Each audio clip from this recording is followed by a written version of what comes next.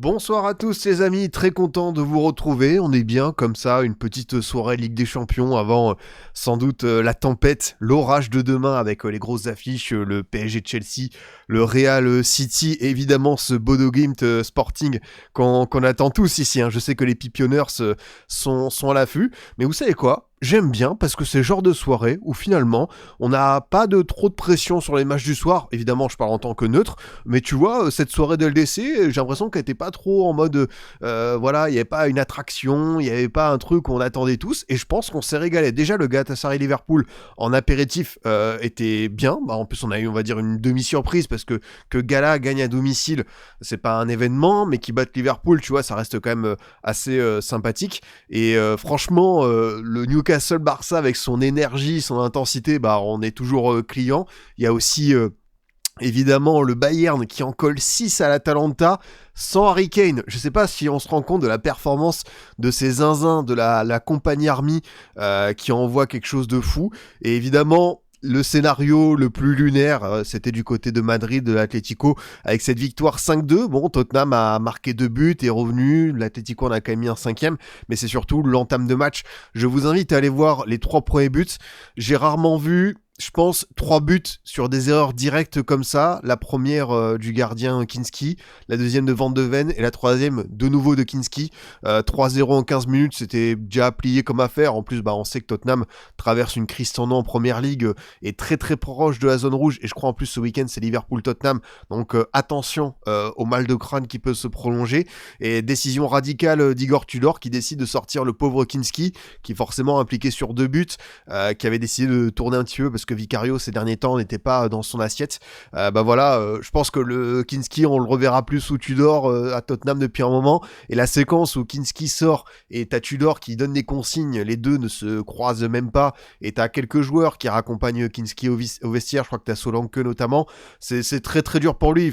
En vrai, c'est un métier qui est tellement ingrat, mais quand tu subis une soirée comme ça, que t'es la risée de tout le monde, tu vas en prendre plein la tronche, et déjà toi-même c'est tellement dur à la tête. Moi je peux lui conseiller qu'une seule chose, c'est de désactiver ses réseaux sociaux, de penser à sa famille, à sa compagne, à d'autres choses. Voilà, faut vraiment surtout qu'il aille pas avoir Twitter, Insta, TikTok, Snapchat, même MySpace, Facebook, Dofus, World of Warcraft, tous les canaux de discussion possibles sur la planète. Il faut qu'elle évite ce soir. Et très très bonne question, le Merca. Aura-t-on une interlude sur Coach Vaid ce soir, Scipion?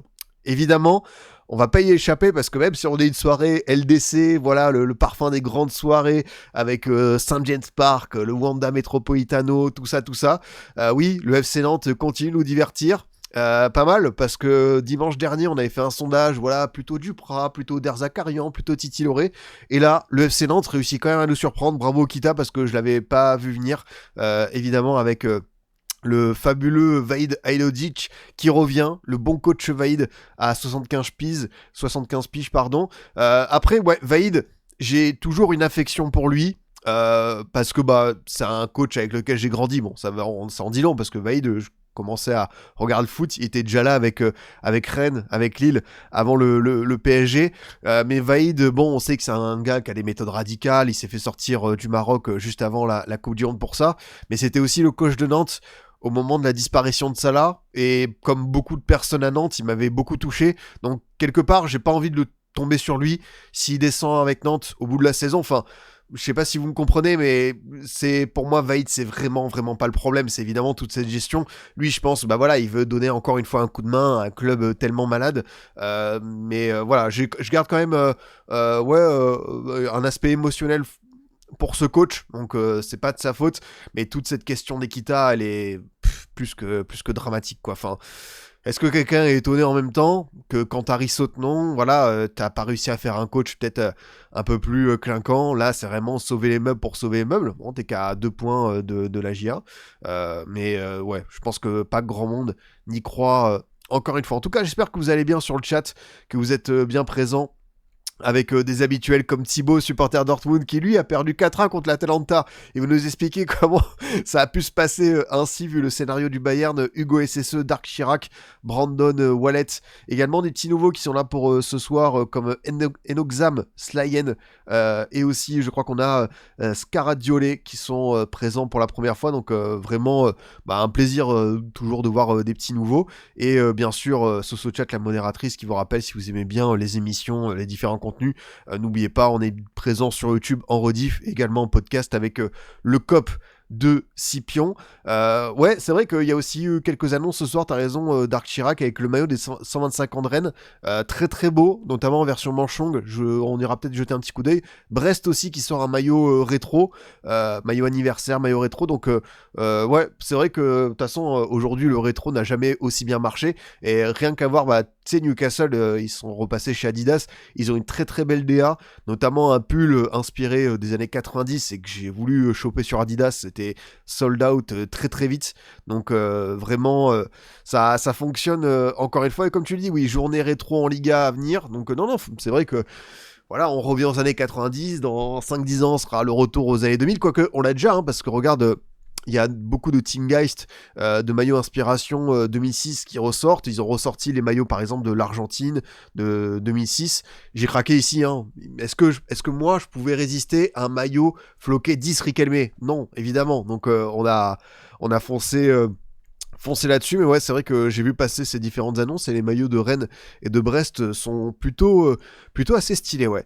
En tout cas, belle journée de Ligue des Champions. Demain, on sait qu'on va avoir, on ne veut pas dire un momentum, mais les matchs du PSG, c'est toujours un rendez-vous à part, encore plus dans la période actuelle. Je sais pas si vous avez écouté hors-jeu ou même les débriefs Ligue 1 récemment.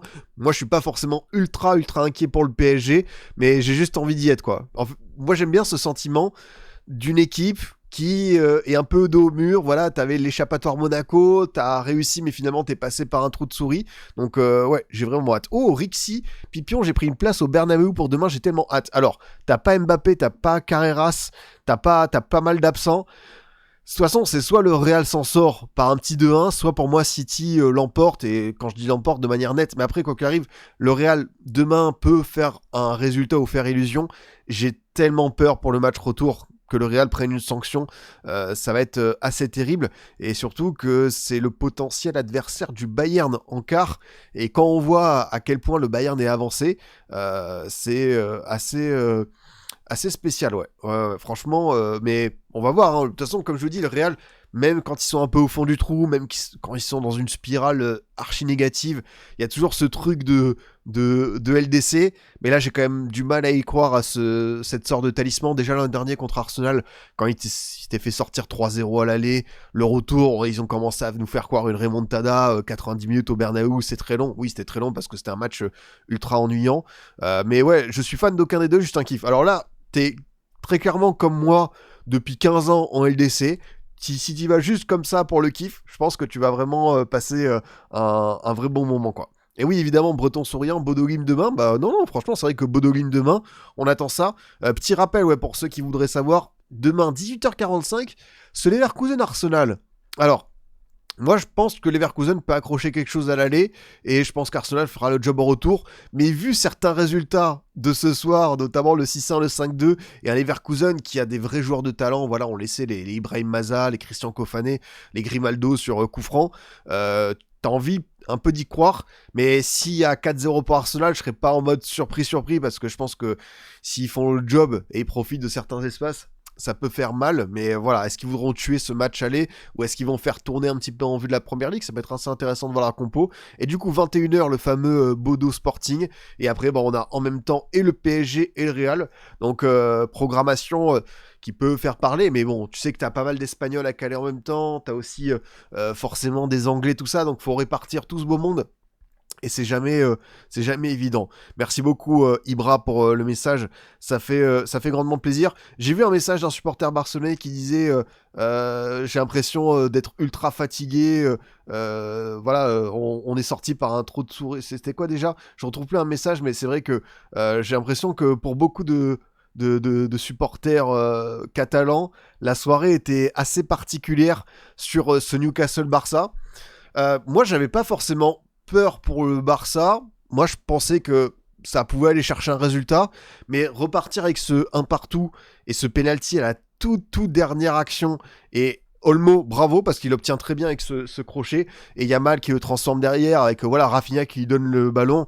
Peut-être que Rafinha, il y a un an, il l'aurait pris, parce que c'était lui le leader, le monsieur plus en LDC, et même dans d'autres rendez-vous. Là, c'est Yamal qui a vraiment pris cette fameuse couronne qui s'est déjà posée lui-même. Et voilà, le penalty l'a bien transformé, je crois qu'il était à 4 sur 6 cette saison. Bah voilà, ça fait 5 sur 7, et il fallait pas trembler à ce moment-là, parce que ça permettait au Barça de repartir avec ce nul de façon un petit peu croquignolesque. Enfin, je sais pas si vous avez regardé ce match, parce que c'est vrai qu'il y avait pas mal d'intérêts différents dans cette soirée. Moi, c'était la rencontre que je voulais avoir, parce que forcément le Barça, Yamal, j'ai toujours envie de me poser devant, et puis Newcastle, j'aime bien justement cette énergie, ce supplément d'âme, St James Park, les soirées européennes comme ça. Enfin, c'est vrai que Newcastle à la maison, c'est toujours aussi un petit événement, et j'ai été servi, et finalement tu te rends compte qu'ils vont repartir avec des regrets colossaux. Déjà qu'ils n'aient pas marqué avant le but d'Harvey Barnes, Newcastle, c'était un peu lunaire.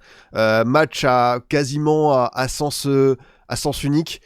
Du début à la fin, ça a été vraiment le siège du but de Johan Garcia, avec une défense, même si tu vois Koubarsi fait plutôt son match.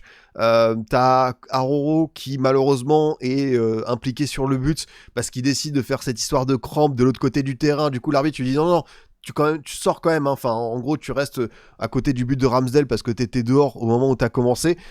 C'était assez rigolo, mais bon, sur le coup, tu peux sourire, mais derrière, c'est Rafinha qui se retrouve au marquage, qui est largué, et Barnes qui est tout seul. Donc, Newcastle, c'est... Voilà, comment je pourrais résumer ça ? C'est un bon blockbuster américain. Franchement, c'est le 15 sur 20. T'y vas, tu sais ce que tu vas voir. C'est Godzilla Kong, c'est un Fast and Furious, c'est un énième Jumanji avec The Rock. Tu vas en prendre plein les yeux. Et à la fin, tu vas peut-être avoir ce sentiment d'inachevé, parce que justement, le résultat va manquer, ou t'as pas eu le truc supplémentaire pour hausser le niveau du film, alors que tous les ingrédients sont là. T'as des beaux effets spéciaux, t'as des bonnes punchlines, t'as des acteurs qui envoient du lourd, mais à la fin, il va te manquer... je sais pas si vous voyez la comparaison où je vous emmène, mais en tout cas, c'est une équipe qui a quand même ce côté aussi attachant. Enfin, on peut le dire, hein, ce Newcastle-là, avec ce qui dégage un gros coup de cœur ce soir pour le match de Lewis Hall. Je vois que sur le chat, ça parle d'Elanga, c'est oui. Dan Burn également. Dan Burn qui a 33 ans également. Le milieu de terrain, Tonali, Joelinton, Ramsey. J'ai vu un gars sur Twitter dire Joelinton contre ce milieu du Barça, c'est Bowser. C'est vrai qu'avec son physique, ça envoie du lourd, et même la qualité de Tonali. Tonali, je sais pas, parce qu'il a que 25 ans, mais je me demande si, pas qu'il passe à côté d'un truc supérieur, mais pour peut-être rejoindre un top 5 milieu de terrain sur la durée. Est-ce que Newcastle, c'est le meilleur club ? Après, vous connaissez mon avis, je suis pas non plus pour envoyer tous les joueurs dans les meilleurs clubs, et c'est très bien de voir Newcastle avec Joelinton, d'habitude Guimarães et Tonali, mais vu le match qui sort ce soir, encore une fois, c'est le genre de truc où je me dis que il aurait pu aller un petit peu plus haut. Mais ouais, Lewis Hall, très fan de son match. Il avait peut-être le meilleur joueur du monde en ce moment face à lui. Il l'a bien géré. Défensivement, il y a eu plusieurs duels gagnés. Alors, j'ai pas la stat exacte, mais bon, peut-être que l'impression visuelle va être contredite par ce que j'ai ressenti devant ma télé. Il a gagné 63% de ses duels et 1% aérien. Donc, 100% aérien avec un duel gagné. Donc, non, c'était vraiment très fort, avec pas mal de passes, 5 occasions créées quand même, 2 actions défensives, 56 ballons touchés. Donc, vraiment four au moulin. Et ce qui me plaît à la fois, c'est qu'il avait forcément ce très gros client Lewis Hall avec un Yamal à gérer, il l'a très bien fait, mais aussi dans l'apport, il y a une action où vers la 75e, il remonte 70 mètres, il résiste à 1-2 pressing et parvient à envoyer un ballon de l'autre côté. Alors c'est pas le centre le plus précis, mais il est quand même récupéré, je crois, par Elanga. Donc grosse débauche d'énergie. Et lui, pour le coup, c'est vrai qu'il a été formé à Chelsea. Il arrive à Newcastle pour un certain prix, mais il a que 21 ans. Franchement, vu son niveau, ça peut être un peu comme Kyle Walker quand il passe de Tottenham à City. S'il va dans un top club avec un gros transfert, Lui, ça m'étonnerait pas que ça devienne une vraie référence. Il a beaucoup de qualités, en tout cas, pour devenir un top 3 à ce poste de latéral gauche. Enfin, le produit est quand même hyper sexy, quoi. Si tu veux, Robert Donnelly, je peux t'afficher les notes. Alors, c'est les notes de FotMob. Moi, vous connaissez mon avis là-dessus. Je suis pas le plus fan pour m'appuyer sur tel ou tel joueur qui a fait une performance.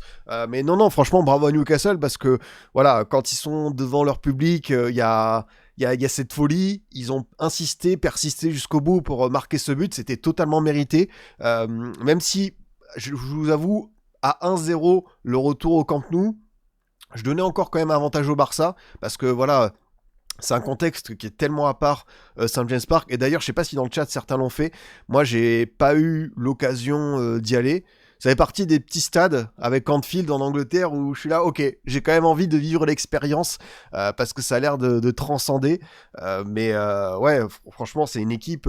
Et comme tu le dis, Reg Pity, on rappelle qu'ils sont seulement 12e en première ligue. C'est dire à la fois la qualité et la profusion d'effectifs. Hein. Aujourd'hui, tu regardes l'effectif du 12e de première ligue. Alors, je veux pas comparer parce que ça, c'est toujours un peu un parallèle pas simple. Mais Newcastle, si tu le mets en Liga, je pense que ça fait top 4 derrière Atlético, Real Barça. Et je pense que ça peut peut-être challenger l'Atlético pour la troisième place. En Serie A, j'ai pas trop de doute sur le fait que ça termine top 4. Ligue 1, ça termine, je pense, deuxième. Et Bundesliga, ouais, il y a Dortmund, il y a Hoffenheim, il y a Leipzig, il y a Leverkusen. Mais s'ils sont top 3, ça m'étonnerait pas. Donc, c'est dire à la fois la densité d'équipe et de joueurs. Ouais, franchement, c'est ouf. Je sais pas si Osula titulaire était une bonne idée pour eux. Alors, je peux comprendre le pari de la part de notre ami Eddie O. C'est vrai qu'il y a quand même Voltema 2, Wissa, Botman qui sont restés sur le banc. Également le choix de Thierry Ramsdale à la place de Nick Pope. Mais Osula, c'est vrai qu'il y a eu ce but contre United avec cette finition totalement folle, on le rappelle, pied gauche, voilà, où il enroule et c'est limite on voit pas la zone de frappe et c'est assez dantesque. Je pense qu'il voulait mettre ce profil encore plus tonique, même si Voltemado pouvait apporter ça. Et voilà, c'est vrai que Voltemado, je crois qu'il est pas non plus tranchant sur les dernières sorties, mais pour le coup, même avec ces remplaçants là, tu vois, Elanga qui fait pas une grosse saison, mais j'ai trouvé assez intéressant. Un de ses meilleurs matchs, je pense. Ramsey également au milieu de terrain. Thio qui a été transféré du Milan, c'est pas mal. C'est vrai qu'avec cette équipe un peu hybride, c'est vrai que t'avais pas tous les titulaires. Ils ont quand même fait un gros match. Peut-être qu'on peut reprocher à Eddie Howe de pas avoir mis la meilleure équipe possible. Mais au final, bon, t'as quand même fait 90 minutes génial. Il t'a juste manqué cette 94e minute. Et le très bon crochet d'Olmo justement sur Thio pour t'en sortir. Ouais, après, qu'est-ce qu'on en pense du Barça c'est toujours compliqué parce que tu limites la casse, t'es pas beau ce soir, t'es pas à la hauteur du rendez-vous, il y a beaucoup de joueurs qui passent à côté de ce rendez-vous-là, je pense à Rafinha qui a raté pas mal de choses, qui a eu 2-3 gestes, mais c'est pas suffisant quand tu t'appelles Rafinha et que tu nous as offert cette campagne de LDC l'an passé. C'est vrai que Firmin Lopez aussi... Pas évident hein, son match, hein. Franchement c'est dur aussi. On sait que c'est un joueur qui peut briller sur voilà, les équipes intermédiaires, bas de classement. Il lui manque encore un peu plus de références contre ce type d'équipe en Ligue des Champions, des matchs couperés à élimination directe. Donc à lui de hausser le curseur. Surtout qu'Olmo, Olmo qui est pas non plus le mec le plus régulier, performant, il a quand même cette action où il est impliqué sur le but et ça va lui faire du bien je pense au moral. Ouais, Lewandowski ça commence à être dur depuis un moment. J'ai pas la série de Lewandowski en tête, mais j'ai l'impression que notre bon Robert t'as un but contre Villarreal où il fait 23 minutes, sinon c'est un but contre Majorque, un but contre Copenhague.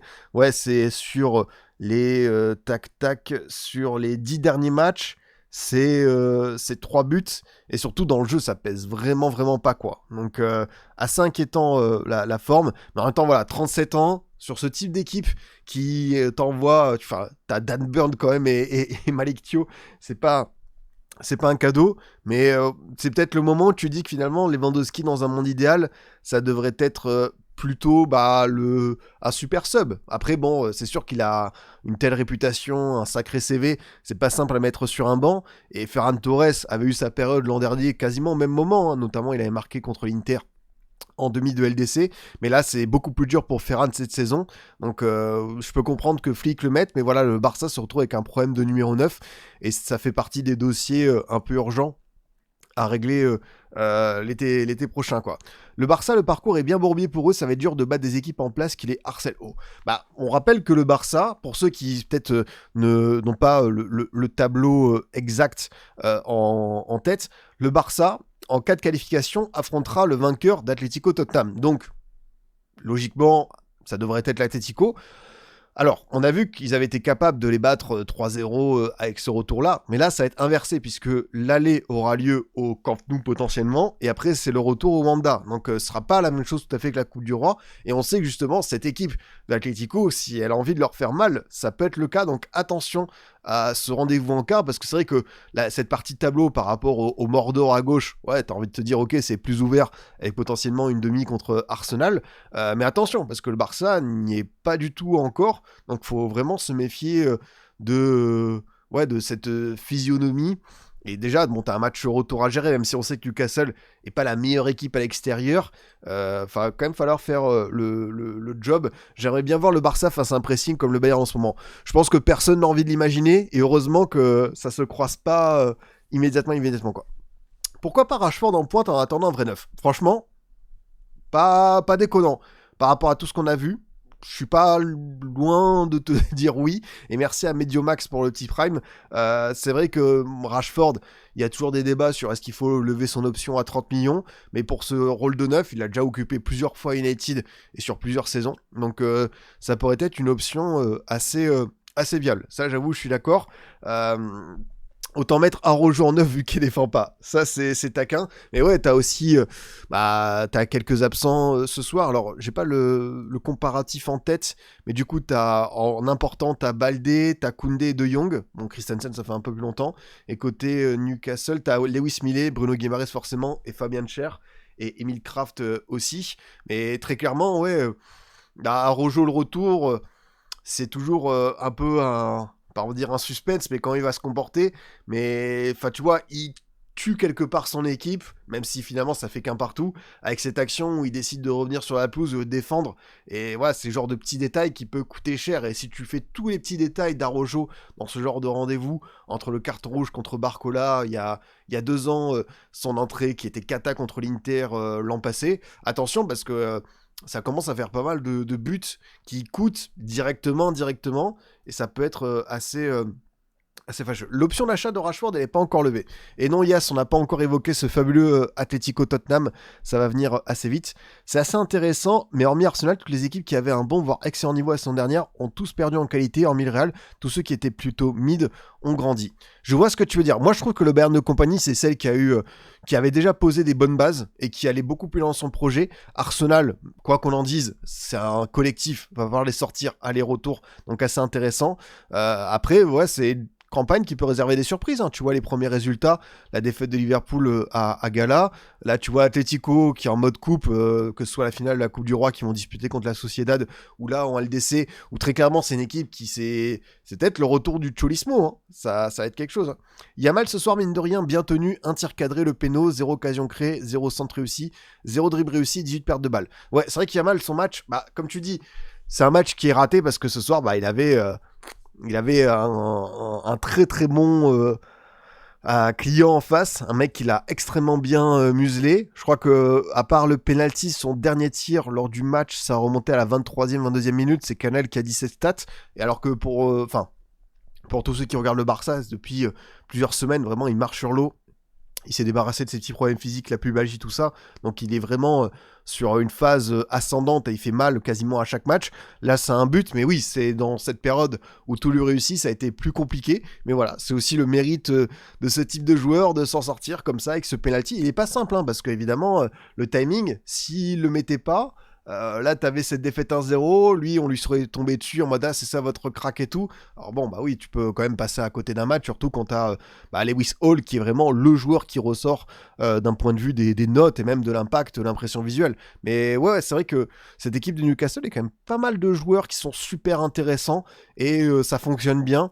Je pense qu'ils pourraient s'en sortir dans d'autres équipes de PL, le trio du panier, parce que je pense à un Lewis Hall avec son âge, ça pourrait le faire. Tonali, je suis quasiment archi convaincu. Anthony Gordon, dans le type de joueur, c'est un peu 12e, voire pourquoi pas à Liverpool. Quand je vois le niveau des ailiers en ce moment, j'ai envie de dire, ouais, pourquoi pas, ça peut aussi s'implanter. Et forcément, Bruno Guimaraes. Il y en a d'autres où je pense que le contexte Magpies leur réussit bien, quand on a pu parler de contexte Atalanta à un moment donné, mais ça va être assez intéressant. Le Barça va commencer à devenir une équipe comme Gala et Newcastle, fort à domicile et bof à l'extérieur. Très très belle suggestion, et je vois où tu veux en venir. Après, bon, Newcastle en a mis 6 à Karabag. Le Barça, c'est pas Karabag, mais ils savent aussi un petit peu voyager. Ça va être très intéressant de voir l'approche de Newcastle, parce qu'à 1-0, je me suis dit, est-ce qu'ils vont pas y aller avec l'envie de conserver ce résultat? Là, tout est à refaire pour ce match qui va venir dans une semaine. Et niveau de l'énergie, je pense que le Barça, devant son public, voilà, de toute façon, ils peuvent pas faire un plus mauvais match sur 90 minutes dans l'intensité, dans certains choix techniques, dans voilà. T'avais quand même cette manière de résister aux assauts répétés, parce que je le redis, je trouve que Koubarsi et Martin se débrouillent bien, même si c'est pas encore une fois Maldini Baresi, hein, c'est juste que voilà, ils réussissent à repousser. Joan Garcia, il en sort 2-3. Là où j'ai beaucoup eu de mal avec le Barça ce soir, c'est l'aspect offensif. Il y avait très très peu de liens, de connexions, d'actions procurées par les différents attaquants. C'était très brouillon. Même les entrants, tu vois, Rashford qui a cherché à remettre un peu un but spectaculaire comme il avait fait lors du match de groupe. Donc le Barça, c'est surtout cherché offensivement. Après, ils ont pris la foudre. Voilà, hein, ils peuvent évidemment se faire dépasser dans l'intensité. Ils ont quand même tenu jusqu'à 84e minute, mais c'est vrai que tu regardes l'ensemble des données des composantes, s'en sortir avec ce 1 partout, c'est un petit... ouais, c'est un petit miracle, je pense qu'on peut le souligner. Newcastle, mais à l'extérieur, s'ils veulent te mettre la tête sous l'eau, ils peuvent. J'ai l'impression qu'ils ont quand même plus ce truc à St. James Park, mais ils ont les joueurs physiquement pour faire mal au Barça. Après, bah voilà, si t'as une meilleure version de Pedri, si Bernal, c'est un de ses tout premiers matchs en Ligue des Champions, je crois, se met un petit peu plus là, t'as Rafinha qui doit tellement faire mieux sur pas mal de situations. Quel sera ton numéro 9 aussi? Yamal, est-ce que Lewis Hall va reproduire un match de cette exception? On rappelle d'ailleurs que le Barça, on va aller voir son adversaire pour ce week-end, mais Newcastle, c'est Chelsea à venir. Hein. Le Barça reçoit Séville. Séville, cette saison, c'est relou. Ils avaient battu à l'aller sèchement, on s'en souvient, avec 4 buts inscrits. Mais Séville à la maison, c'est peut-être pas la même chose qu'à l'extérieur, donc je suis pas forcément inquiet. Mais Newcastle a quand même un petit match à Chelsea à se taper, donc peut-être ça peut expliquer que t'es quand même, tu vois, du Gordon qui était malade, d'où son absence, du Livramento, du Voltema 2, du Botman, certains joueurs, même Pope, sur le banc, parce que Eddie Howe, bah ouais, c'est la première ligue, t'es obligé de penser à ce match-là. J'ai pas encore débriefé le Bayern ni Atlético, les boss, on va y venir petit à petit. Merci beaucoup à Kilmo pour son prime, tu régales le roi. Ouais, je pense qu'on a à peu près tout dit sur ce Newcastle-Barça. On va enchaîner donc avec cet Atlético Atlético-Tottenham. Je regarde du foot depuis... allez, on va dire 2001 à fond, enfin pas à fond, mais je regarde vraiment pas mal de foot depuis 2001, donc ça fait 25 ans. C'est mon métier depuis, on va dire, une dizaine d'années. Le scénario de ce soir, la tournure des événements, j'avais jamais vu ça, les gars. C'est historique. C'est 3 buts encaissés, 6e minute Llorente, 14e Griezmann, Alvarez à un 15e, 3 erreurs directes, dont 2 du gardien. C'est... waouh. Je m'en souviendrai, parce que vraiment, c'est le genre de soirée qui te marque, même si c'est qu'un 8e de finale aller Ligue des Champions entre l'Atlético et Tottenham. Peut-être 2 équipes qui n'iront pas au bout. Bon, Tottenham, ça paraît très compromis, et peut-être l'Atlético derrière, ça s'arrêtera. Mais ce qu'on a vu ce soir, parce que le malheureux Kinski, qui est rentré un petit peu à sa manière dans les livres, les grands livres du foot, et dire que Kinski devait venir à Auxerre pour remplacer Léon, ça en parle au mercato d'hiver, MDR heureusement. Ce qui est dur pour lui, c'est que ça reste un jeune gardien, Kinski de mémoire, c'est 22 ans, il a été recruté l'an dernier et il s'est retrouvé propulsé parce que Vicario était blessé, je crois que tu avais Foster ou Brandon Austin, je sais plus qui était à la place, mais très clairement, voilà, c'est le genre de moment qui doit être tellement rude pour lui. force, parce que mentalement, ça va pas être simple de revenir sur les terrains, de retrouver un projet et de se remettre, parce que ouais, c'est un cauchemar absolu ce qu'il a vécu. Le premier but où il la remet directement sur un joueur Atlético, ça fait but de Llorente. Le deuxième, c'est Van de Ven qui se trouve totalement, qui glisse. Gros problème de crampons ce soir à Tottenham. Et Griezmann en profite, l'ajuste comme il faut. Et le troisième, bah voilà, c'est un ballon qui est mis sur lui, il se décale sur la droite, il glisse. Et là, t'as évidemment Julián Alvarez qui n'en demandait pas tant de ce cadeau-là. C'est le pire scénario possible pour une équipe qui a déjà la tête sous l'eau. 4e match de Tudor, 4e défaite. On a également un adversaire qui va venir ce week-end, c'est Liverpool, 17h30 dimanche. C'est waouh. On rappelle que Tottenham n'a plus gagné en Première Ligue depuis cette victoire 1-0 à Crystal Palace. Depuis la série, elle est archi négative. Tu n'en vois plus le bout. Et surtout, Tottenham se retrouve à cette 16e place de Première Ligue, n'a plus qu'un point d'avance sur West Ham, qui a repris du poil de la bête, qui a gratté une bonne quinzaine de points depuis 2 mois, 3 mois sous Nuno Espirito Santo. T'as Nottingham qui a encore changé de coach, mais Nottingham grappille des points petit à petit. Il y a un monde où Tottenham descend, enfin, il y a un calendrier, là ils vont sortir de la Ligue des Champions, donc ils vont pouvoir se concentrer à 100% là-dessus, mais je ne donne pas cher de leur peau, ça va être très très compliqué.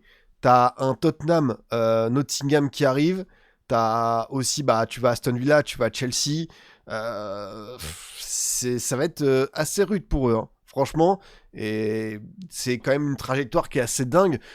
L'an dernier, ils ont eu ce truc de vivre le match, la victoire en Europa League et se qualifier en LDC par un schéma assez inouï. Mais la saison en PL était déjà extrêmement rude.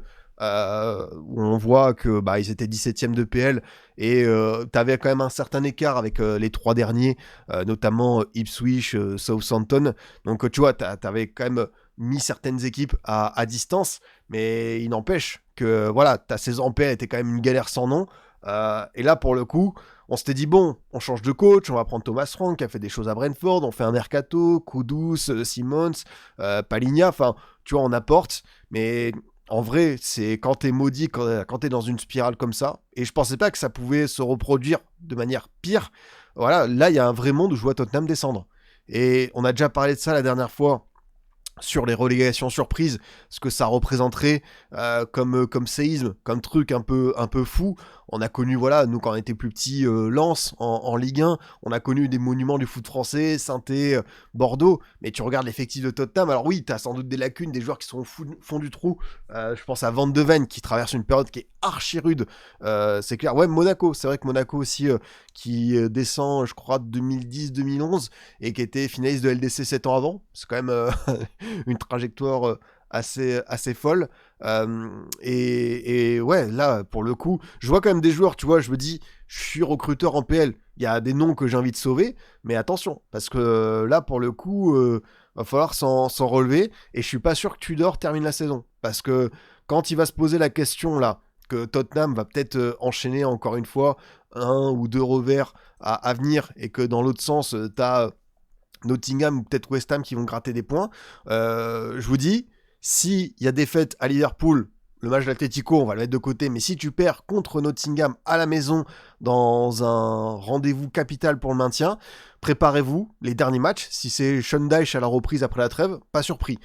Ce serait un truc totalement fou lunaire dans cette saison, mais là, faut sauver le soldat Tottenham, et autant tu disais l'an dernier, bon, t'as une grosse marge, et t'en avais une, vraiment, t'avais un matelas de points suffisant, là, je repense en plus au début de saison, après, on sait que c'est une équipe qui réussit très bien contre City cette saison, ils ont pas perdu contre City, ils gagnent à l'aller, ils font 2-2 au retour, mais tu vois, le match qu'ils font à City, avec le match de Pape Sarr, le but de Palinha, le match de Kudus, c'est ouf de se dire 8 mois après t'en es là quoi pour ces gars-là.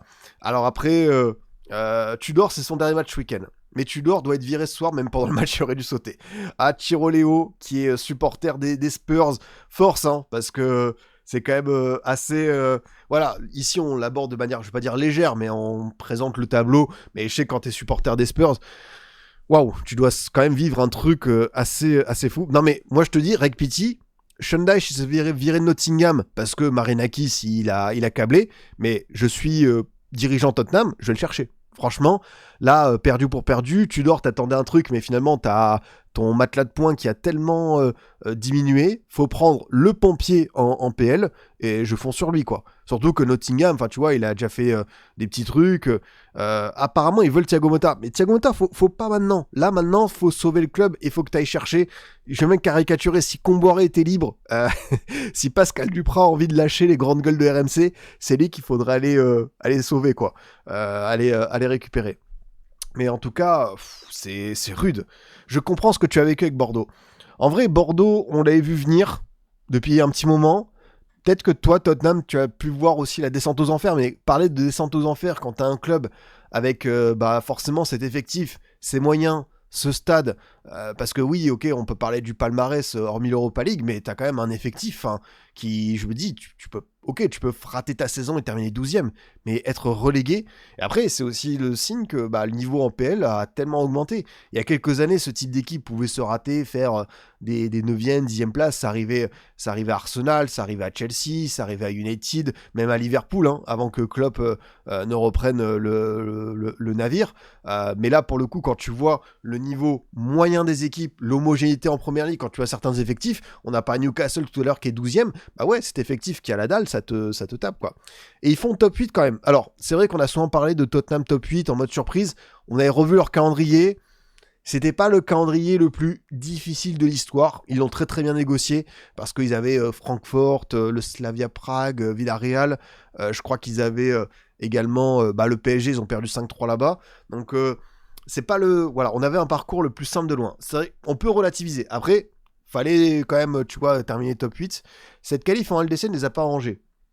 Franchement, je vois ce que tu veux dire, mais dans une saison galère comme ça, si t'as même pas le petit adrénaline positif de la LDC, ce top 8, t'imagines l'état de la saison, 2 éliminations en coupe très tôt, championnat, tu te fais tarter, tu vas peut-être descendre, Coupe d'Europe, si t'es sorti très tôt, mais là c'est un enfer. Au moins t'as eu cette respiration-là, sauf que là ce soir, t'as l'Atlético qui te ramène à ta réalité, gros score, ça atténue un peu, ça fait 5-2, donc tu vois, t'étais quand même à 4-0 la 22e minute, ce qui était quand même un scénario fou. Franchement, 4-0 à la 22e, j'ai vraiment cru qu'on allait assister peut-être au score le plus fleuve de l'histoire de l'Atlético. Ça avait été sur un 7-8-0, j'aurais pas été étonné vu la tournure des événements. Peut-être que l'Atlético a aussi commencé à lever le pied, t'as eu quelques changements, par dire signe de respect, parce que voilà, mais tu sais qu'en face, t'as des mecs qui sont au fond du trou, peut-être t'as pas envie de leur faire trop mal. Mais ouais, Tottenham, un naufrage sans nom. Et après, bon, t'as quand même eu un petit cadeau d'Oblak sur le but de Solanke. T'as Porro qui plante également. Et justement, Katous, tu as raison. Le match de Griezmann aussi, il faut en parler. Et plus l'Atlético, j'ai l'impression en général que cette équipe s'est beaucoup améliorée depuis le début de saison. Les amis, je vais pas dire switcher ou tourner, mais Griezmann, s'il y a un petit last dance cet été aux USA, et après, c'est fou parce qu'il y a Olysée qui a fait une performance géniale ce soir, on a un secteur offensif, mais la version de Griezmann que je vois en ce moment, merci d'abord d'avoir refusé de partir très tôt en MLS au cours de la saison du côté d'Orlando. Je pense qu'il devait, quoi qu'il arrive, finir cette saison 2025-2026 parce que t'as déjà une Coupe du Roi, c'est pas rien de terminer sur un trophée, et pourquoi pas en LDC, qui sait, vu le tableau ça pourrait s'ouvrir. Mais moi j'étais en mode, on n'a pas besoin de lui, c'est un Griezmann qui est fatigué, c'est un Griezmann qui est bien dans cet Atlético, il a plus que le club à gérer, mais quand je vois la déviation qu'il fait pour Alvarez sur le 5e but, quand je vois son activité, quand je vois son match lors du 4-0 contre Barcelone, ou même son match lors de la défaite 3-0 en demi-retour de Copa, où je trouve que c'est le meilleur, il garde quelques ballons, il est ouf. J'ai souvent dit que j'avais pas l'impression que ça se rapprochait entre les deux parties, que Deschamps, Griezmann, ça s'était rompu, mais là pour le coup, j'ai envie d'y croire. Voilà, peut-être que vous allez dire tu retournes ta veste, c'est pas correct ce que tu fais, mais j'avoue, c'est un joueur qui symbolise tellement de choses, je pense, pour n'importe quel supporter de l'équipe de France et même amoureux du foot. Ok, il a pas le plus beau palmarès en club, mais quand tu vois sa longévité quand même dans un une telle équipe et ce qu'il a accompli en équipe de France dans différents rôles, l'ailier de 2014, le numéro 9 de 2016, le 9,5 avec Giroud, 2018, le maître à penser, le maître à jouer de Deschamps, 2022, le tacleur fou, le milieu reculé. Et là, même ce qu'il est en train de faire, où à 33 ans, il continue de faire des prestations qui sont tip-top. Moi, ce Griezmann-là, il m'épate. Je dirais pas que c'était fini, mais je trouvais que c'était une bonne formule pour lui d'avoir que le club et d'être en alternance avec Sorloth, potentiellement Lookman qui arrivait, un Nico Gonzalez. Mais là, ce Griezmann-là, bah, ouais, c'est juste beau à voir jouer, quoi. Enfin, vraiment, il y a des gestes, il y a des inspirations. Il y a aussi ce côté cadre où tu as envie de partir à la guerre avec lui. Donc, ouais, j'avoue que même si je vous dis encore une fois, hein, l'équipe de France en est très très bien fournie parce que j'ai parlé que d'Olysée, mais t'as Doué, t'as Cherki, t'as un secteur offensif où t'as Barcola, t'as Ekitike, t'as le Kicks, t'as Dembélé, t'as tellement de monde. Mais là, pour le coup, ce Griezmann-là, je suis obligé d'y penser maintenant dans un coin de ma tête, quoi. S'il y a une 26e, 27e place, pourquoi pas. Donc bravo, parce que, comme je le dis, il y a ce match, mais c'est aussi la période actuelle où il est vraiment bon, inspiré. Après, voilà, c'est vrai qu'il a cette fraîcheur parce qu'il enchaîne plus justement club et sélection. Mais justement, là, il sortira d'une saison en club qui sera peut-être trop longue, donc est-ce qu'il faut insister avec lui à la Coupe du Monde? Mais bon, on peut le prendre aussi pour le pays, pour l'atmosphère ricaine qu'il aime tant, lui qui collectionne les cartes de baseball, les cartes de NFL, de NBA. Mais s'il veut, on l'emmène à Boston, on l'emmène à Chicago et on va lui offrir des boosters tops ou Panini. Ça peut être quand même assez savoureux. Mais bon, il y a bien sûr ce fantasme de la Coupe du Monde, mais c'était aussi, et surtout, je pense que vous l'avez compris, pour saluer la période qu'il traverse, et bien évidemment, encore une fois, un hommage au joueur qu'il est. Et après, c'est vrai que tu avais raison dans ton premier message, au-delà de Griezmann, c'est une équipe qui m'intrigue, parce que en championnat, ils vont être trop loin, je pense, pour le titre, et c'est un peu regrettable, parce que c'est un Barça qui a eu ses petites lacunes, c'est un Real qui est vraiment pas dingue, et ouais, ils sont à 54 points, 13 points de retard, donc je pense que c'est mort. Mais cet Atlético version coupe, qui a déjà atteint son objectif en Copa del Rey, qui a sorti le Barça et qui peut viser une nouvelle victoire contre la Sociedad. Mais cet Atlético, justement, en mode comme ça, venez nous chercher sur 2 fois 90 minutes dans cette partie de tableau. Moi, si tu m'annonces que la finale c'est Bayern Atlético, pourquoi pas? Enfin, en tout cas, c'est toujours un truc hyper difficile à prévoir la LDC parce que il peut se passer tellement de choses. C'est une compétition un petit peu unique dans ce sens. Et voilà, il suffit d'une suspension, d'une blessure, d'un carton rouge pour que ça change beaucoup de choses. Mais cet Atlético en mode coupe, déjà on l'avait vu contre le Club Bruges où ils avaient vraiment envoyé un gros message sur le retour. L'aller ça a été plus compliqué, le retour ok. Contre le Barça, pareil, en mode demi-finale, très costaud. Là, par exemple, bon, si le Barça fait le job juste après, je serais pas hyper optimiste. Hein. Pour moi, ce serait un vrai beau 50-50. Et je me demande, si tu me demandes même de dire un petit pourcentage, pourquoi pas un 50,1% pour l'Atlético, quoi. En phase de ligue, il y a quand même eu un 0-4 Atlético Arsenal. Et du coup, ça rejoint ce que je dis. En mode championnat, c'est pas une équipe qui est la plus régulière, parce que championnat, tu vois, ils sont pas terminés top 8, ils en ont pris 4 contre Arsenal, et t'as raison de le souligner, mais en mode comme ça, un peu couteau entre les dents, on doit sortir un match, un exploit à chaque fois, où venez nous chercher, je pense que c'est une équipe qui est archi relou à sortir. Là, je retrouve peut-être mon Atlético d'il y a une dizaine d'années, avec Arda Turan, avec comment il s'appelle, Gavi, Mario Suarez, Raúl Garcia, Saul Niguez, voilà, Miranda, Godin, Juan Fran, je peux tous vous les faire, hein. Luis Felipe, Diego Costa, Adrian Lopez, vraiment une équipe où t'aimes pas les rencontrer parce que c'est tellement un poison. Ils ont juste malheureusement pas trouvé eux-mêmes l'antidote face au Real qui les a sorti 2 fois en finale. Il y a eu aussi, je crois, le rendez-vous où CR7 les retourne, mais vraiment c'est un bourbier. Cette saison, je les vois bien en bourbier, et s'ils sont en mode comme ça, Cholismo, bon courage pour les taper. Et ouais, il y a le match ce soir, après ils tombent sur un Tottenham qui est détruit mentalement et qui sait plus où il va, donc c'était une proie assez abordable, mais je pense à ce quatuor, Lookman, Alvarez, Griezmann, Simeone, 4 profils assez différents, mais très très complémentaires, j'aime beaucoup, surtout l'incorporation de Lookman depuis un moment. Là, tu avais au milieu de terrain Llorente, Cardozo, t'as quand même sur le banc Pablo Barrios, Sorlot, Gonzalez, Coquet, et t'as Jiménez, Molina, Alex Baena, Thiago Almada. C'est vrai que l'Atlético est aussi, on peut le voir, épargné par les blessures par rapport à d'autres équipes. Donc ça, je pense, ça leur fait du bien à la tête. Mais ouais, non, cette équipe de Atlético, elle m'intrigue.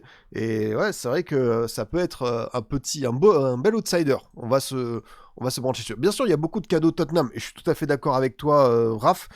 Mais c'est aussi une équipe, on l'a déjà vu contre le Barça sur un match, sur d'autres. Quand ils veulent, je pense que ça peut être assez contraignant à sortir, quoi. Je trouve que contrairement à il y a 10 ans, ils prennent beaucoup de l'Atlético. C'est vrai, je pense qu'ils en marquent aussi davantage. Ça peut leur réussir. Et ouais, Alvarez est quand même pas mal hein, en ce moment. Il a eu sa petite traversée du désert, mais j'ai l'impression que niveau stats, il se remet un peu la tête à l'endroit. Ouais, c'est pas non plus. Il marque contre le Barça premier match.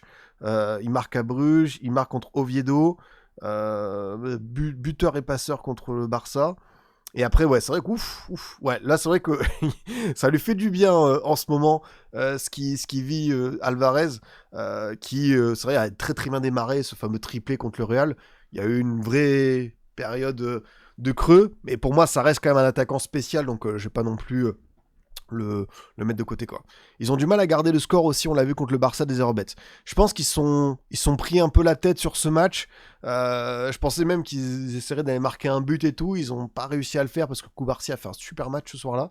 Mais attention, très clairement, ça peut être une forme de menace, quoi.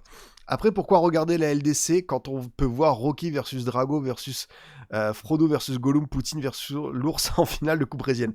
C'est vrai que cette Coupe du Brésil, on l'a découvert. Et ouais, je pense qu'on va se ranger là-dessus, hein, sur l'état de Mineiro, là, l'Atlético et le Grêmio, enfin Cruzeiro qui se sont envoyés des mandales. C'était assez rigolo. Et quand on parle de mandales, il y a une équipe qui ce soir a envoyé un message, a décidé de tout détruire, sans un certain Harry Kane, resté sur le banc, les Dark Carl également préservés.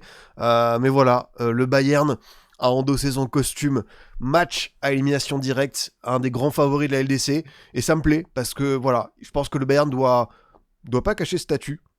C'est pour moi avec Arsenal l'équipe qui a le plus de chances d'aller au bout, dans sa manière d'être complète, et quand on regarde l'aspect offensif, c'est même supérieur à Arsenal, donc peut-être qu'on a le favori de la LDC, c'est un tapis de le dire, mais déjà on avait vu cette équipe faire une très bonne phase de groupe. T'as eu ce match perdu contre Arsenal, la défaite 3-1, mais ça n'avait pas empêché de terminer top 2 de la compétition. En Bundesliga, ils ont perdu, tu vois, contre Augsbourg, ils ont fait nul contre l'Union, ils ont peut-être eu des résultats moins clinquants, ils ont pris un gros rythme. Et ce soir, j'ai vu une démonstration absolue.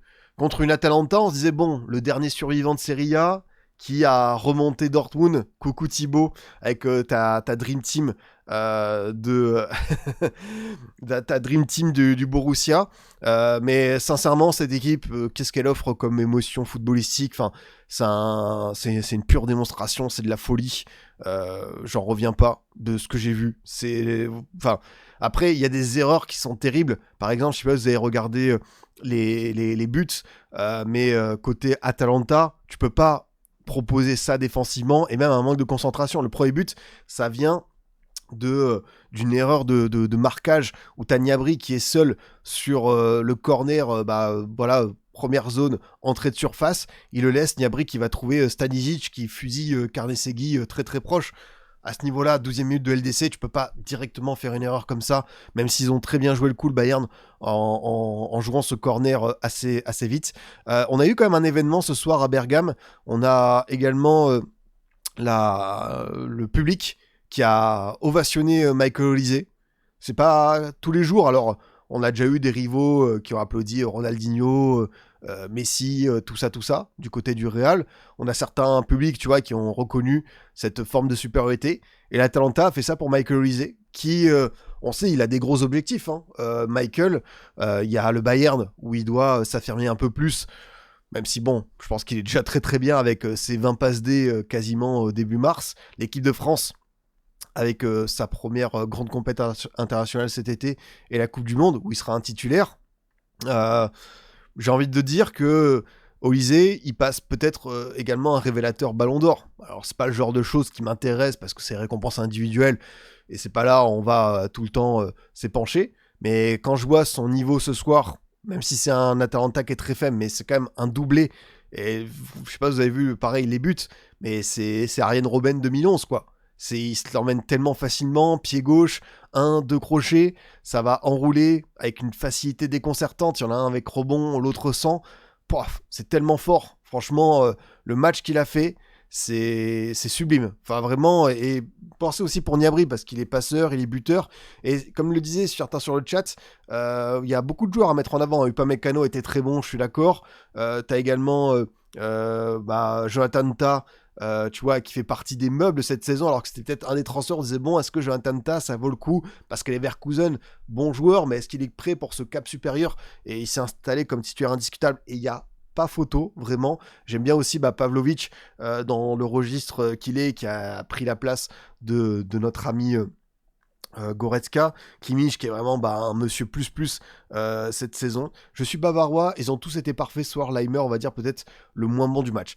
Leimer en plus il n'était pas à droite, ce qui n'est pas son poste qui est pas son poste habituel, donc ça peut peut-être s'expliquer, mais lui aussi il fait une super saison. Enfin, ce qui est fort pour ce Bayern, c'est que tes top joueurs, ils répondent bien présents. Voilà, les Kane, les Olysée, même Luis Diaz, Kimmich, Upamecano, ce que je considère vraiment comme haut du panier. Et si, entre guillemets, je vais pas leur manquer de respect, mais vous voyez où je veux en venir, les seconds couteaux sont aussi des très très bons joueurs d'équipe, et même individuellement performent davantage. Les Stanisic, Tah, Leimer, Pavlovic, Gnabry, c'est une des meilleures saisons de Gnabry depuis très longtemps, et en plus dans ce rôle un peu inédit pour lui.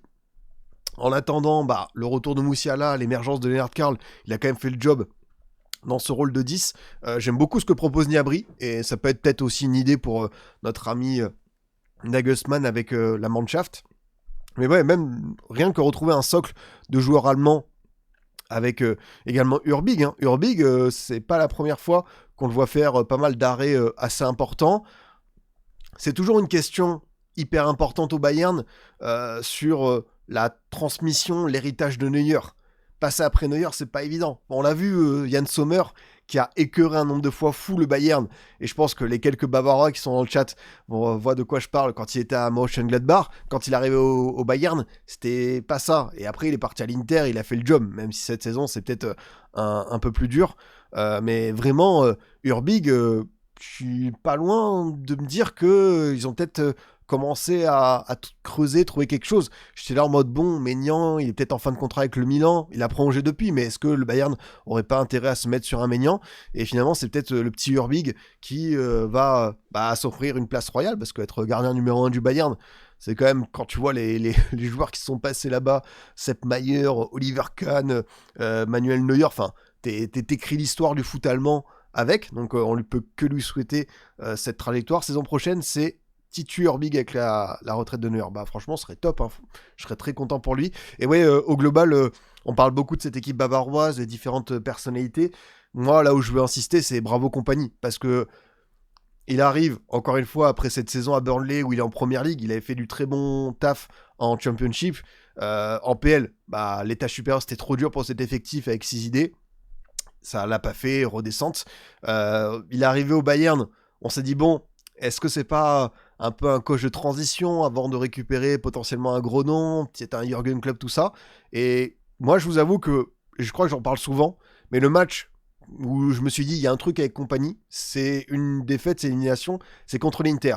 Parce que le quart de finale contre l'Inter, on a beaucoup parlé du truc épique, et à juste titre, contre le Barça, mais le Bayern-Inter en quart l'an passé, il était pas loin aussi d'être assez mémorable, où le Bayern a 45 tirs sur les deux confrontations, hein, et l'Inter en a une vingtaine, et voilà, ça se termine à 5-4 en tout pour les Interistes, mais le Bayern avait fait vraiment un bon match dans le jeu.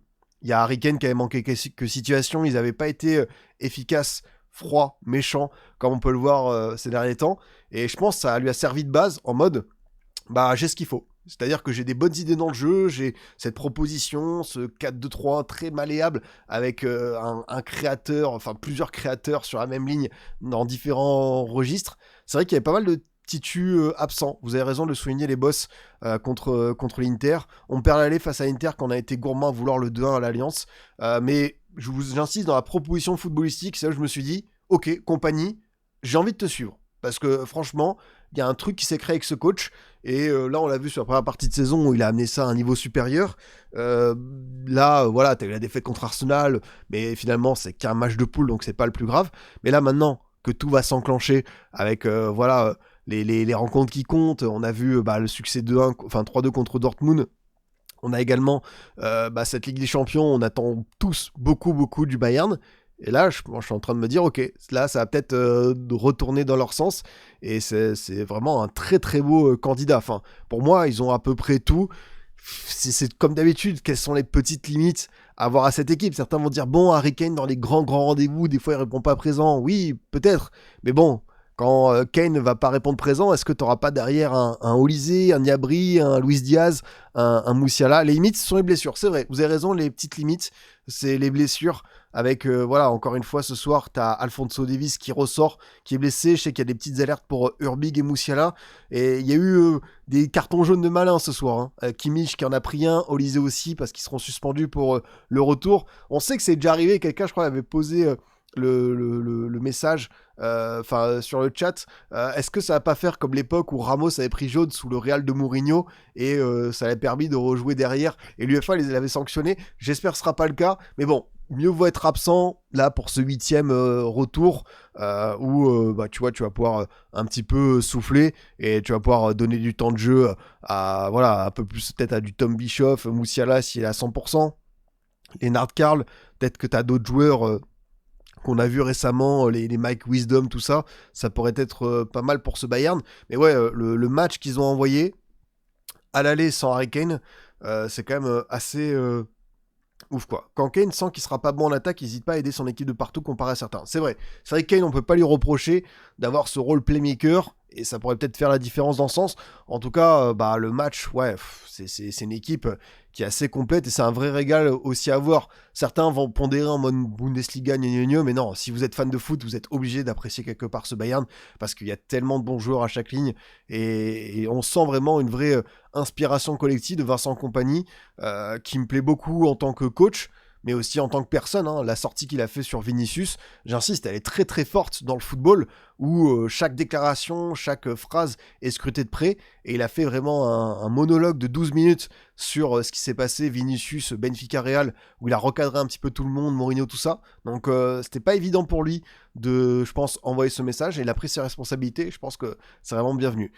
Après, côté Atalanta, voilà, la barre était trop haute, mais comme je vous dis, quand défensivement tu te fais autant ouvrir et que tu passes à côté de ce rendez-vous-là, c'est terrible. C'est dommage parce que tu as fait ta remontée folle contre Dortmund, tout ça pour ça. Donc, ouais, vraiment, vraiment terrible pour eux, surtout que, ouais, Raffaele Palladino, j'aime bien ce coach, mais là, t'es tombé sur les Avengers de Bayern, force, quoi. Je pense que t'as pas d'autre chose à espérer. Dernier match à évoquer, c'était le premier de cette journée, avec un Galatasaray-Liverpool qui était assez intéressant, parce qu'on avait déjà eu ce match en championnat, victoire 1-0 de Gala, et bien rebelote, même score, et je crois qu'ils avaient ouvert aussi la marque sur les 15 premières minutes. Un match qui était assez intéressant, parce que très débridé. Je pense qu'il n'y a pas eu 4 ou 5 passes d'affilée, beaucoup de fois pour chaque équipe, où ça allait dans tous les sens, ça se précipitait par moments. Et déjà, bravo au public de Gala pour encore une fois l'ambiance, et aussi ce tifo exceptionnel pour Osimhen. Je sais pas si vous l'avez vu, mais hommage à lui, hommage à sa maman, je crois, décédée, et vraiment une grosse marque d'affection. Osimhen qui était vraiment touché, petite larme à l'œil. Alors il n'a pas marqué, mais il leur a bien rendu. Il est passeur décisif de la tête pour l'ouverture du score de Lemina. Il s'est démené un nombre de fois, il marque un but hors jeu, il marque un but refusé sur cette fameuse action de Konaté qui est un peu limite. C'est vrai que le Tchèque VAR est arrivé très très vite là-dessus, mais un tel poison, et je trouve ça beau, ce genre d'histoire, de relation comme ça, où c'était peut-être pas prévu à la base que Osimhen rejoigne Galatasaray il y a 1 an et demi, mais il leur rend tellement bien, le public l'adore. s'est pris d'affection pour lui parce que c'est un talent hors norme, je pense, à l'échelle de Galatasaray. Et normalement, ce gars-là devrait être le numéro 9 de Chelsea, quelque chose comme ça. Mais sincèrement, très très beau ce qu'on voit. Et j'aime beaucoup, ouais, comme je vous dis, cet échange, plus que de bons procédés, quoi. C'est vraiment, on te soutiendra à fond. Et Osimhen, peut-être des fois, il perd un petit peu d'influx, de lucidité sur certains gestes, mais un Poison, il va tellement partout sur tous les ballons. Je sais pas de quel métal il est fait, ce gars-là, mais c'est exceptionnel. Et bravo à Gala parce que la stat, elle est folle. Je crois que c'est une défaite à domicile sur les 44 derniers matchs. Donc vraiment, c'est une équipe qui est un poison absolu. Je crois que cette défaite, c'est l'Union Saint-Gilloise de mémoire. Voilà, ils ont battu la Juve, ils ont battu Liverpool une fois, deux fois. La Juve, c'est 5-2. Ils ont mis des scores. C'est eux qui ont battu Bodo Glimt 3-1. C'est pas rien de mettre 3-1 à nos Brésiliens de l'Arctique. Mais c'est vrai que on voit cette équipe de Galatasaray en se disant bon, bah, ils sont rigolos là avec leur effectif FIFA 19.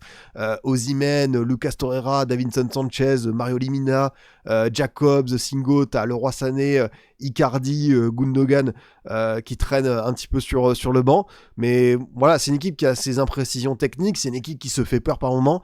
Je me demande comment Liverpool n'a pas pu marquer sur les 10 premières minutes, parce que t'as un bon pressing de la part des Reds, et t'as pas mal de ballons ratés de la part des défenseurs de Gala, et le gardien Chakir a été très très bon, vraiment vigilant là-dessus, mais Liverpool doit tellement plus faire mal.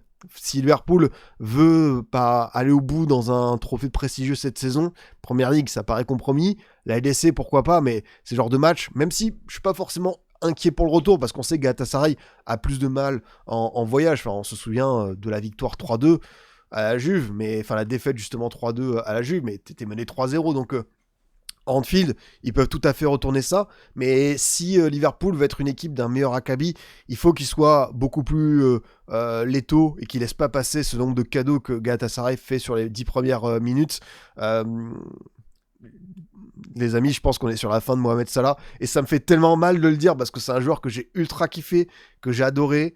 Bâle, Chelsea, Fiorentina, Roma, Liverpool, l'Égypte, exceptionnelle carrière, saison record l'an passé, un joueur emblématique plus, mais là, bah, on est au crépuscule. Enfin, il y a plus grand chose à sauver, et comme je vous dis, ça me tue de le dire, parce que bah, c'est un joueur que j'ai ultra kiffé et qui a su se réinventer à pas mal de moments, buteur, passeur, vraiment bah, très très bon dans tout ce qu'il a entrepris. Il y a une LDC, il y a 2 premières ligues, il y a, quand je vous dis, des stats qui vont rester dans l'histoire de l'APL, mais là c'est fini quoi. Il faut, je sais pas si le contrat à Al Nasser, à Etihad, à Al Hilal ou à Al Ahly est prêt, mais je pense que voilà, ça aurait peut-être dû se terminer dès cet hiver. Après voilà, c'est quand même un joueur qui a prolongé, donc c'est toujours particulier. On ne sait pas si Ernest Slot allait continuer, mais ça là, ouais, on est vraiment sur la fin, donc c'est, comme je vous dis, c'est toujours bizarre parce que ouais, ça fait mal de voir, tu sais, des joueurs que tu as connus dans leurs meilleures années et même encore récemment à un tel niveau, mais c'est vrai qu'entre l'an passé et là, ouf, ça picote pas mal. Après, vous avez raison, il n'y a pas que lui. Wirtz, pas dingue. Ekitike qui a eu son occasion et c'est dommage, même si on peut en voir encore une fois qu'il est assez remuant, qu'il a des choses, mais c'est pas son meilleur match au global. Après, c'est dur de lui tomber dessus. Merci beaucoup au roi Matteo le Design pour le petit prime. Merci beaucoup le boss, ça fait plaisir. Konaté, là par contre, vraie inquiétude. Alors, il n'est pas titulaire en équipe de France parce qu'il y a Upamecano, Saliba qui sont devant et depuis un moment. Lui, il a déjà exprimé sa frustration à ce sujet. C'est malheureusement pas le genre de match où on a envie de le mettre en avant. Après, c'est dur parce que voilà, il a fait des saisons, il a eu des pics qui ont été très très hauts et bah voilà, il était 3e homme. Mais derrière Upamecano qui a fait une top Coupe du Monde 2022 et qui a été également bon lors de l'Euro 2024, Saliba, son premier gros tournoi, c'est un top 3 de l'équipe de France avec Koundé et Maignan. C'est très dur de passer, limite faudrait passer à 3, mais c'est plus le projet de Deschamps. Mais Konaté, ouais, le genre de match où il a été dans le dur, vraiment, il a raté beaucoup de choses parce que avant ce fameux but d'Osimhen refusé pour hors-jeu, où il tente un coup du scorpion, voilà, un peu à l'arrache. Il y a d'autres situations où il se fait avoir, il remet un ballon justement dans les pieds d'Osimhen, où un défenseur international ne doit pas faire ça. Et il y a toujours la question de sa prolongation et de son avenir qui est en débat, mais à son âge, je crois que c'est 26 ans Konaté, non 26 ans, c'est ça. Ça doit être un peu plus mature. J'ai pas envie non plus de dire le joueur doit être irréprochable à chaque match, mais quand t'es international français, défenseur également pour Liverpool, ça fait un moment. Il fait partie des joueurs qui vraiment sont un cran nettement en dessous cette saison du côté de Liverpool, quoi. Et Manardashvili, bon, bah, qui remplace au pied levé Alisson. Bon, bah, certains supporters des Reds craignaient parce que Alisson fait une très belle saison, lui il a peut-être un peu plus de mal. Pareil, je sais pas si on peut forcément y tomber dessus, mais ouais, un Liverpool qui, en fait, c'est un match qu'à l'image de ce Liverpool-là, c'est une équipe qui a des occasions, qui a des opportunités, mais qui se fait tuer des deux côtés de la surface, des deux côtés du terrain, pardon, par ces individualités qui sont pas là cette saison. Et jouer des matchs comme ça, bah, à ce niveau-là, même si Gala, bah, tu sais qu'il peut avoir ses imprécisions techniques, ils font des erreurs. Quand je vous dis les 10 premières minutes, si vous les revoyez à froid, vous dites, mais comment c'est possible de proposer ça en Ligue des Champions, parce que c'est quasiment du suicide. Mais voilà, si t'es pas méchant, après voilà, c'est l'avantage de cette formule, c'est que t'as un match retour, et je pense qu'ils vont le faire à Anfield, mais dans cette saison qui aurait été quand même très très poussive, galère, après avoir été bien lancé, ça va être délicat. Mais bravo à Gala, encore une fois, j'insiste, hein, parce que la proposition est là, et je vois que t'as mis un message, ouais, Singo était bonsoir, histoire de savoir si je continue de pleurer son départ à la SM. Moi, Singo, c'est un joueur que j'adore, que déjà à l'ASM, je mettais beaucoup en avant. Quand il est parti à Gala, je crois pour 25-30 millions d'euros, je regrettais qu'une très bonne équipe européenne du top 5 ne soit pas penché dessus. Tant mieux pour Gala qui, on sait comme d'autres clubs turcs, à l'image du Fener, a de l'argent, a des moyens à dépenser. Et Singo, c'est le genre de profil qui te fait un bien fou. Et ouais, non, franchement, c'est un joueur, que ce soit en défense centrale, dans une défense à 3, comme latéral droit, enfin, c'est tellement généreux et physiquement, c'est un monstre. Enfin, franchement, quand il est à 100%, bon courage pour le canaliser. Et niveau âge, c'est quoi? C'est 25 ans, hein, franchement.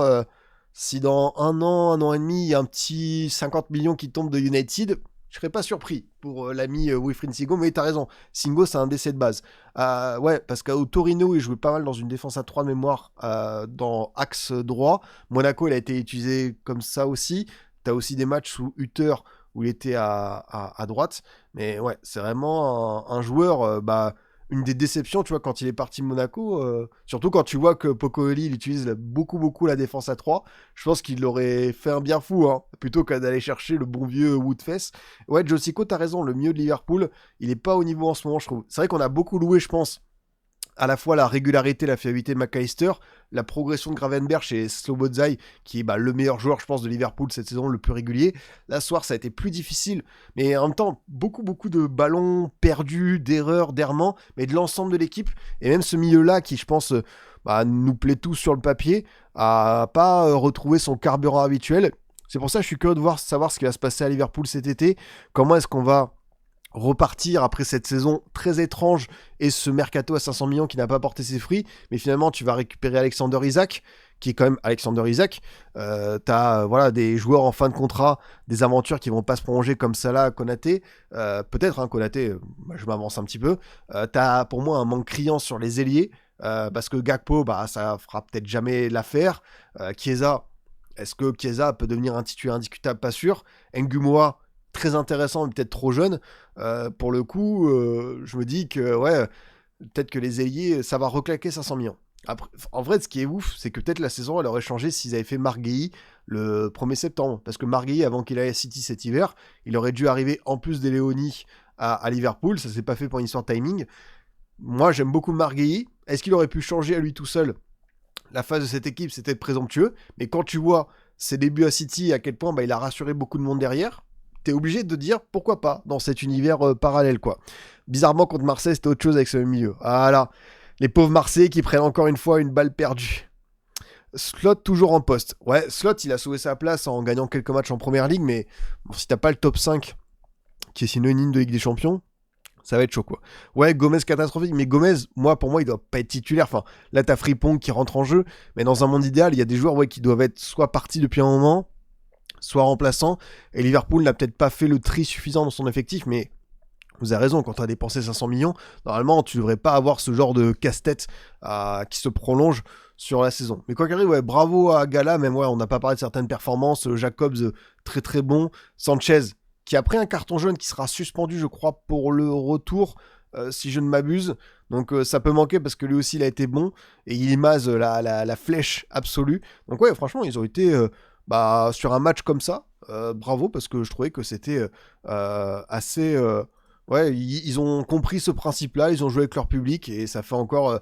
Ouais, c'est toujours bien quand t'as des équipes hors top 5 qui font des performances, des exploits comme ça, faire tomber des équipes de PL.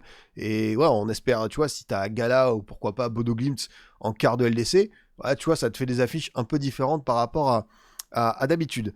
Demain, du coup, on redit le programme, les boss. On a donc ce Leverkusen Arsenal à 18h45 en apéritif. Assez intéressant. Moi, j'avoue que je pense des 8 affiches, c'est peut-être pas celle où tu vas faire waouh, mais j'ai envie de voir si Leverkusen va à quelque chose pour nous. Et puis à 21h, bah voilà, le feu d'artifice, sortez les popcorn, PSG Chelsea, Real City et forcément nos nouveaux grands copains de Bodo Glimt qui reçoivent le Sporting pour le 8ème le plus inattendu. Mais en même temps, ça fait, comme je le disais à l'instant, plaisir de voir ce type d'affiche à ce moment-là. Qui dit semaine à rebondissement dit forcément FC Nantes. Non, vous ne rêvez pas, vous n'êtes pas en 2018, vous n'êtes pas en 2004.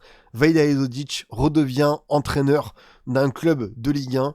Donc bon, c'était attendu, on le savait, que Ahmed Kantari allait être mis à l'écart. Ça parlait pas mal, comme on l'a dit, de Duprat, d'un retour de Derzak, pourquoi pas d'une tentative pour tirer Loré. Ça a aussi évoqué la piste interne avec Ziani, avec un retour d'Aristouille, le coach U19.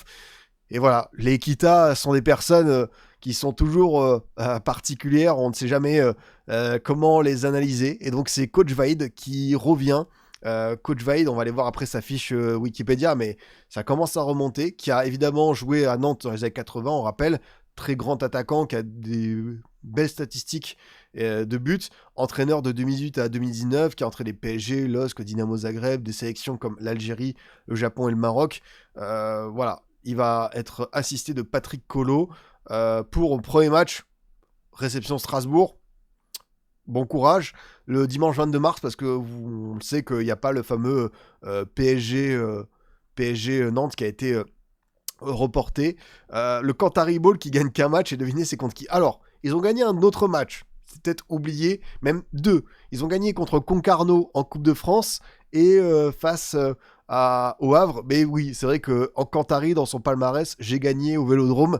Voilà, parce que Marseille aime bien ce genre de cadeaux. Quand je vous dis, moi, j'ai pas envie de tomber sur Vaïd. Pour moi, c'est vraiment pas lui le problème. Il accepte cette mission parce qu'il a cet aspect affectif pour Nantes. Voilà, 111 buts en 192 matchs. Il les a déjà coachés 2018-2019. En plus, c'est pas, franchement, le bilan, 17 victoires, 6 nuls, 14 défaites. Franchement, le bilan, cette saison-là, ça termine combien, du coup Nantes, ça termine 12e. T'as demi-finale de Coupe de France et 8e.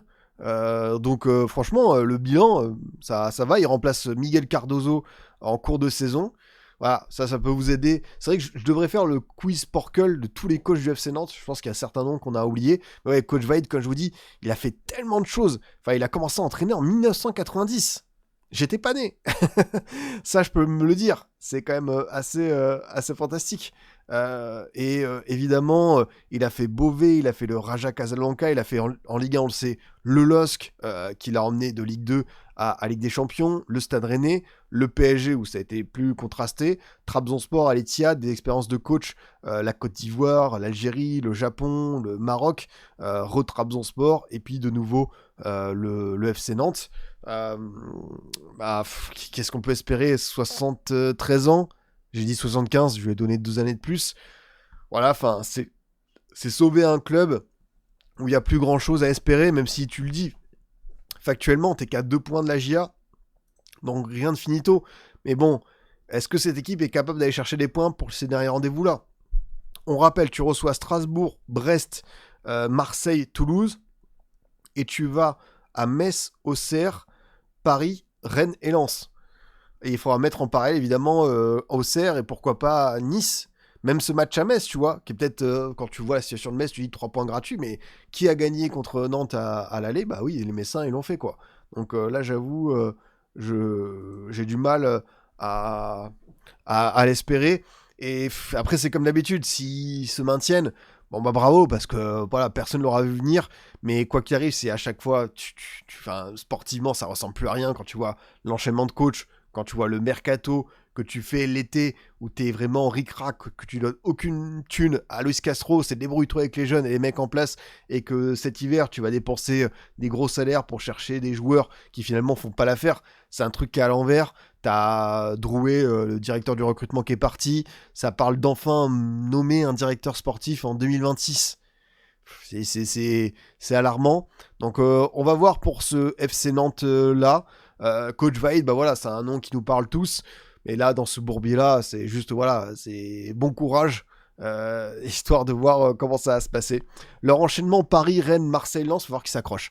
C'est ça, c'est combien de points là? Déjà, même combien de points avant, parce que tu reçois Strasbourg qui, certes, en Ligue 1, n'a pas un rythme incroyable, mais bon, c'est Strasbourg, quoi. Il y a quand même une nette différence entre les deux équipes. Tu vas à Metz, alors normalement, tu te dis, c'est là, t'es finale pour le maintien, t'as Metz, Auxerre, Brest. Si tu prends pas 5, 4, entre 4 et 6 points, même là, ça va être archi limité, quoi. Donc, on va voir pour eux. Mais ouais, c'est vrai que la saison, elle devient de pire en pire. Et puis en plus, quand tu vois la situation avec les supporters, t'as parlé de Kita Circus, voilà, il est pas fini, hein, avec la petite musique qui est assez rigolote, quoi. Juste pour terminer, ouais, c'est vrai que quelqu'un a parlé, je sais pas si vous l'avez vu, le maillot de Rennes pour les 125 ans, qui est très très beau, franchement, faut le dire, le maillot est pépite, hein, il rend archi bien, ce rouge là comme ça avec l'ancien logo, le doré, le Samsic, le sponsor un peu historique, même avec ce maillot noir là, qui est bien, donc simple, élégant, épuré, mais j'avoue que ce maillot rennais là, si j'étais supporter de Rennes, c'est voilà, c'est la, la carte bleue qui chaufferait bien. Et ouais, voilà, encore une fois, les efforts qu'on fait depuis pas mal de temps sur les maillots à l'ancienne, ils font quand même grandement plaisir. Ouais, le maillot de Brest également, je pense qu'on va mettre moins de 24 heures pour qu'il le trouve. Mais ouais, maillot comme ça, avec vraiment, là pour le coup, ça va être très années 70-80 avec l'ancien logo, le Adidas Trèfle Originals, et même ce maillot vert un petit peu pour le gardien, assez stylé, coup d'air. C'est vrai qu'on dirait un maillot extérieur de l'Allemagne, un truc un peu travaillé et tout. Et ouais, bah, tu vois, je peux comprendre que certains vont dire, ouais, comment ça, tu vois, là je le vois plus en détail, mais le logo à l'ancienne, il claque de ouf. Donc même ce maillot-là, bon après, c'est les équipes, même les équipementiers, je trouve qu'ils se mettent un petit peu, les sponsors, ils se mettent au diapason. Et les sponsors à l'ancienne, c'est vrai que ça, tout le monde a travaillé là-dessus, et je peux comprendre qu'en tant que supporter, t'as envie de foncer, donc bravo à tout le monde pour ce travail collectif qui remet. En tout cas, c'est pas peut-être les maillots qui te marquent le plus de l'extérieur, mais en tant que supporter, je comprends pourquoi il y a déjà des ruptures de stock, et que ça s'envoie lourd là-dessus. Les amis, on va se laisser sur ce. Merci de m'avoir accompagné encore une fois sur une soirée Ligue des Champions. Ça fait toujours plaisir de pouvoir échanger, discuter foot avec vous comme ça. Demain, bah rebolote, on se donne rendez-vous à 23 h avec cette petite odeur du sang là, les grands rendez-vous, le PSG, le Real, tout ça. Et forcément Bodo Glimt, ça va être génial. Donc comme toujours, si ça vous a plu, n'hésitez pas sur YouTube à liker, vous abonner, commenter la rediffusion.